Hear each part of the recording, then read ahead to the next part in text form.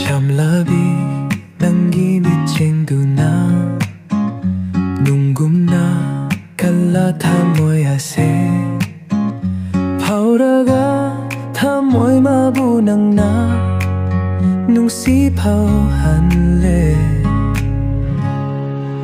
Nga sidi ay busum lare, Nung sienot paw hanle. Nang buhay na nung sire thamoy sina.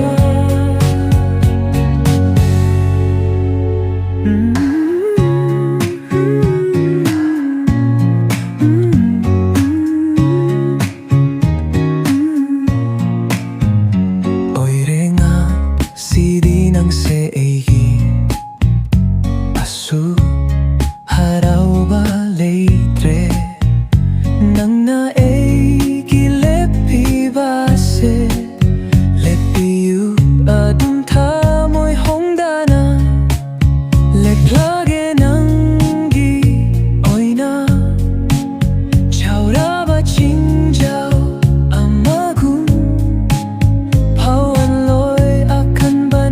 nang onda ngakani ay nating nagani pum nama sidi ay busum lare nung sienot pauhanle nang buhay na nung sire thamoy sina.